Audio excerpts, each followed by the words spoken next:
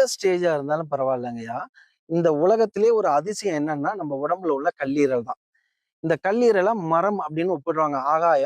ஆகாயத்துக்கு பதிலா மரம் அப்படின்னு இருக்காங்க. இந்த மரத்த எப்படி வெட்ட வெட்ட வளருமோ, அது மாரி இந்த கல்லீரல்ல உள்ள உறுப்பு இருக்கு பார்த்தீங்களா? அது எவ்வளவு வெட்டி இத்துணூண்டு வச்சாலும் அது திரும்ப வளரும். அதுதான் இந்த மனித உடம்புல உள்ள கல்லீரல்.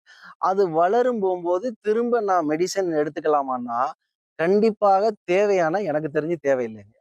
ஏன் அப்படின்னா, இந்த கல்லீரல் வளர ஆரம்பிச்சிருச்சுன்னா, உடம்பு தன்னைத்தானே புதுப்பிச்சுக்கும் மறுபடி.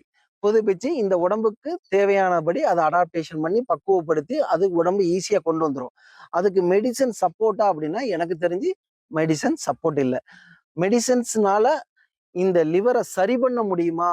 அப்படி ஒரு மெடிசின்ஸ் இருக்கா அப்படின்னா, இன்னைக்கு உலகத்துல அப்படி ஒரு மெடிசின் இல்ல. இன்னைக்கு பார்த்தீங்கன்னா, மெடிக்கல் ஃபீல்டுலயே ஒரு டாக்டருக்கே ஒரு சவாலான ஒரு இது என்னன்னா, லிவர் தான். லிவர அவ்வளோ சீக்கிரம் யாருமே ஹேண்டில் பண்ண முடியாது. அதுக்கு நீங்க மெடிசன்லாம் இன்னும் இல்ல.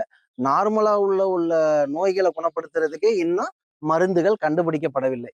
ஏன் இந்த அலோபதியில பார்த்தீங்கன்னா, 4 விதமான மருந்துகள் தாங்கய்யா இருக்கு. என்ன அப்படின்னு பார்த்தீங்கன்னா, ஒண்ணு மயக்க ஊசி, இன்னொன்னு மரப்பு ஊசி, ஆன்டிபயாட்டிக், வலி நிவாரணி. இத தவிர வேற மருந்துகளே இல்லங்கய்யா. இதே மருந்த மாத்தி, மாத்தி, மாத்தி நீங்க என்ன பிரச்சனை சொன்னாலும் இதத்தான் குடுப்பாங்க. உங்களுக்கு ஏதாச்சும் ஒரு இடத்துல வலி இருக்கு அப்படின்னா, அந்த வலி நிவாரணி டேப்லெட்ட போடும்போது உங்களுக்கு அந்த இடத்துல வலி தெரியாது. இப்போ நீங்க சொல்றீங்க, அந்த கல்லீரல எடுத்து ஆல்ரெடி வச்சாச்சு. வச்சதுனால மெடிசின் எடுக்கிறோம்னா, இந்த மாத்திரைய குடுத்துருக்காங்க அப்படின்னா, இந்த மாத்திரை உள்ள போய் இந்த கல்லீரல வளக்குது, இந்த கல்லீரல பராமரிக்குது அப்படிங்கிற ஒரு மாத்திரை இன்னும் கண்டுபிடிக்கல. ஏன் அப்படின்னா, இந்த மாத்திரை இங்க போட்ட உடனே, இங்கேயே ஹைட்ரோகுளோரிக் உங்களுக்கு ஃபார்ம் ஆயிரும். இங்க உங்களுக்கு பித்த நீருக்குள்ள வந்து இங்கேயே உங்களுக்கு எல்லாமே செரிச்சு, அங்கேயே எல்லாமே டைலூட்டட் ஆகி, அதுக்கப்புறம் தான் சிறுகுடலுக்கே போகுது. அப்ப சிறுகுடல்ல இருந்து தான் அங்கிட்டு எல்லாமே போய், அதுக்கு கீழ தான் உங்களுக்கு கல்லீரலே இருக்கு. அப்ப அந்த மாத்திரை நேரடியா அந்த உறுப்புல உள்ள பிரச்சனைய சரி பண்ணுமான்னா, சரி பண்ணாது. அத வளர வைக்குமான்னா, வளர வைக்காது. உள்ள தண்ணி ஊத்தி வளர்க்க வைக்க முடியுமான்னா, முடியாது. அப்ப கல்லீரல்ங்கிறது தானா வளரக்கூடிய அது ஒரு விஷயம். இப்போ உங்களுடைய ஒரு சொட்டு உங்களுடைய நீர் தான் சுரோனிதம் உள்ள போயி, உங்களுக்கு ஒரு குழந்தையா இந்த உருவம் வந்து அழகா உங்களுக்கு தலை, காது, மூக்கு, உடம்புக்குள்ள காத்து, சிறுநீரகப்பை இவ்வளோ எல்லாத்தையும் இந்த உறுப்பு எங்க இருந்து உருவாகுது? தாயினுடைய கருவறையில தானா உருவாகுது.